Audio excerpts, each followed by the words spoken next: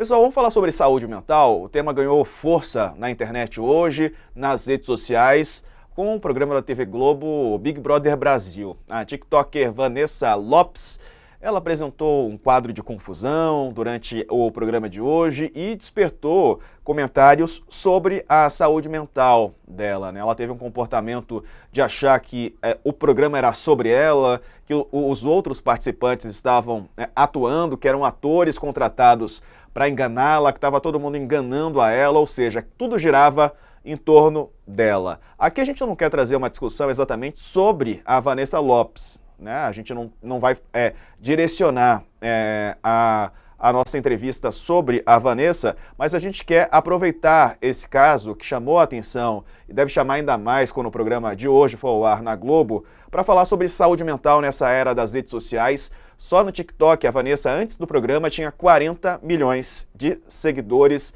mas mesmo assim, para o público geral da TV aberta, por exemplo, ela não é tão conhecida, é conhecida mais das novas gerações que acessam as redes sociais. E o quão isso impacta, né, na saúde mental das pessoas, nas redes sociais, lembrando que a gente vai falar aqui de uma maneira geral, não especificamente do caso da Vanessa. E para falar sobre esse assunto, a gente convidou o Alexandre Coimbra Amaral, ele vai nos ajudar a entender a este assunto. Alexandre, bem-vindo, boa noite para você. Redes sociais, né, uma realidade, não tem como voltar atrás e elas nos ajudam um bocado, né, mas também tem comprometido a saúde mental de muita gente, hein? Boa noite, Diego. Boa noite, público do UOL. Um prazer estar aqui com vocês. Muito importante isso que você disse a princípio, né? Tem muita gente que se aproveita desse momento de efervescência de reality show para, no exercício do papel de psicólogo, fazer diagnósticos públicos. Isso é um erro ético, né? O paciente tem direito ao sigilo do seu diagnóstico, qualquer que ele seja. Portanto, a gente só dá diagnóstico para alguém que é nosso paciente e dentro de um consultório, sem precisar alardear, sem poder alardear isso para ninguém. A única pessoa que tem o direito de falar do seu diagnóstico é a própria pessoa. Por isso que a gente não pode falar de uma pessoa aqui especificamente. Mas eu acho esse tema, Diego, muito importante para a gente trazer a discussão, porque participar de um reality show não é mais, né, 25 anos depois do primeiro reality show da televisão brasileira, a gente não pode mais dizer que esse é um comportamento natural, em que as pessoas estão naturalizadas como se elas estivessem se esquecendo que elas estão sendo filmadas, né? Já existe uma expectativa de uma determinada performance. E, inclusive, existem motivos de participar do reality show que tem, às vezes, muito mais a ver com a projeção da fama, de ganhos de seguidores, do que com o prêmio monetário em si, né? Então, isso artificializa, em um certo ponto,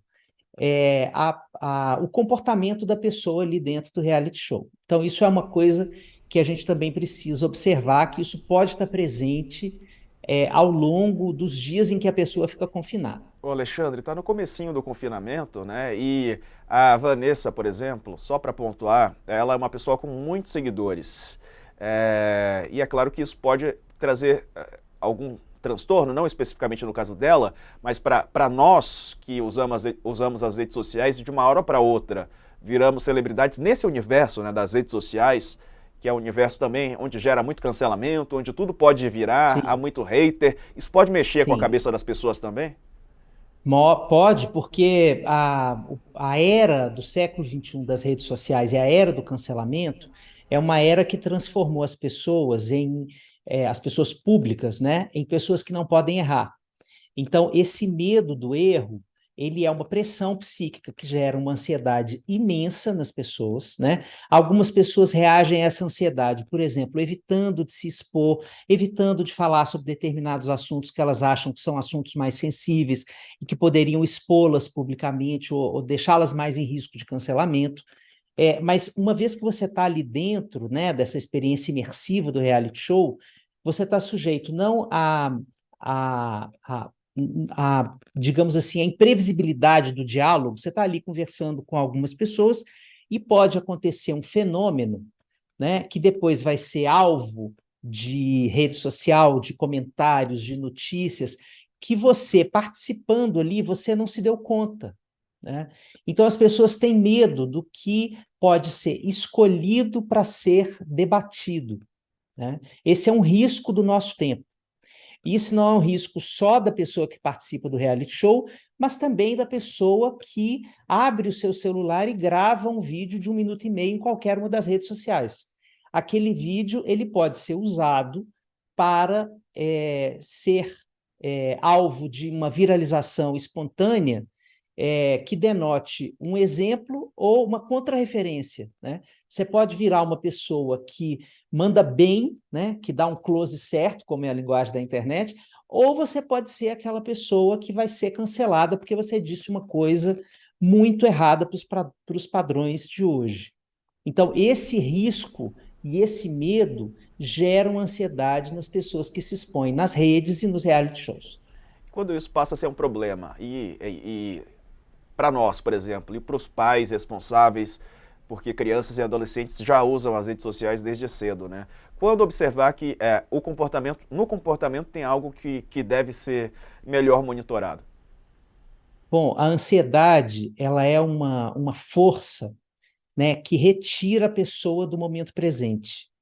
Então, quando a gente sente nosso filho muito ansioso com o resultado de uma publicação, né? Ele publicou uma foto e não sabe se aquela foto vai colar, ele fica ansioso ali pelo resultado, pelo retorno do like, pelos comentários, como se aquilo ali fosse definir a autoimagem dele, como se aquilo fosse dizer se ele é uma boa ou má pessoa, se ele é uma pessoa que tem pertencimento ou não pertencimento no grupo. Quando isso vai ficando invasivo na vida da criança e do adolescente, é hora de conversar, é hora de cuidar, é hora de restringir, né? Não de proibir, porque a proibição não é o caminho, porque isso faz parte do nosso mundo, mas é hora de restringir, é hora de acompanhar, né? A internet é uma estrada ainda muito pouco pavimentada. A gente está começando a caminhar nessa estrada, né? Imagina o seguinte: seu filho está caminhando numa estrada que a gente ainda não conhece onde vai dar, uma estrada cheia de riscos ainda não mapeados, ainda não legalizada. Nós estamos aí discutindo, né, a legalização da vida digital, e, portanto, não deixe seu filho sozinho nessa estrada. Sim. Acompanhe como ele usa e o impacto emocional disso para a vida dele. Uma pessoa que tem tantos seguidores assim e acaba muitas vezes ganhando a atenção, né? Ela ganha uma fama, mesmo que artificial, mas ela é famosa dentro daquele universo. Há a chance da pessoa também se tornar muito autocentrada, quer dizer, achar que tudo é sobre ela, quer dizer, isso aqui é sobre mim, ela vive naquela bolha, né? Imersa naquela bolha, que parece que tudo é sobre ela e sobre o grupo dela também.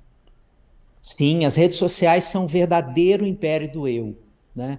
Tanto que tem uma coisa interessante que talvez os pais e mães não saibam, mas o algoritmo das redes sociais, ele distribui mais o conteúdo se a pessoa fala dela, se a pessoa está sozinha, se ela não está em grupo, né? Então, é uma rede toda construída para que a pessoa se exponha falando dela, se colocando no centro daquele universo que começa nela e termina na rede. Então, isso pode sim criar uma ficção em que a pessoa acredita, como se fosse a verdade, de que tá todo mundo prestando atenção nela, tá todo mundo pendente de saber o que ela pensa das coisas, né? Então, isso é uma coisa muito interessante da gente e importante da gente prestar atenção, né? Quando essa sensação de centramento em si sobre as coisas do mundo tiver ultrapassando o bom senso, né? Uma coisa é você estar ali com seus amigos no momento em que tem alguma coisa que você está realmente celebrando. Por exemplo, o dia da sua formatura, está todo mundo te dando parabéns, está todo mundo dizendo que você seja um bom profissional, que legal que você formou, etc. A outra coisa é você achar que a todo momento as pessoas têm a obrigação de comentar a sua foto, a obrigação de te dar um like, né? E medir as relações por esse tipo de parâmetro imediatista. Isso aí é uma das deformações que a gente vê com crianças e adolescentes que usam a rede social. Quer dizer, a Mas pessoa fica... também com adultos jovens, viu? Ah, sim, a gente vê muito, né? Ainda mais com essa geração que começou no analógico e foi aos poucos, né, aprendendo a navegar pro digital. Alexandre, e sobre isso também, pessoas narcisistas, como é que elas se comportam, né? Como é que diferencia uma pessoa que é só egocêntrica de uma pessoa que tem um transtorno mais grave? Olha, essa palavra narcisista é uma das modas da internet, né? É uma das críticas que a gente pode fazer a essa facilidade com que os diagnósticos se espalham e as pessoas vão se sentindo autorizadas a chamar as pessoas de uma coisa ou outra, né? Não é tão comum quanto a internet tem propagado, né? Mas eu prefiro pensar esse império do século XXI centrado nessa autoimagem exposta, nessa evasão da privacidade, né, que é eu abro a minha intimidade para o mundo e quero que o mundo me conheça. Eu prefiro pensar nisso como um componente cultural do que individual, né? Porque aí todos nós vamos cuidar disso em nós. Se nós estamos vivendo uma cultura mais narcísica, uma época mais narcísica, a gente não precisa apontar o narcisismo no outro. A gente pode se perguntar se eu estou sendo impactado por essa cultura e criando uma dificuldade de perceber as minhas próprias dificuldades com esse problema. Se, às vezes, Rita Lee tinha uma música maravilhosa, entre as inúmeras maravilhosidades que ela nos deixou aí, né, como legado da sua arte, a Balada do Louco, que ela dizia assim, dizem que sou louco, mas louco é quem me diz. Então, é muito fácil a gente apontar adjetivos para o outro quando a gente está vivendo uma época que pode encapsular-nos todos na mesma questão.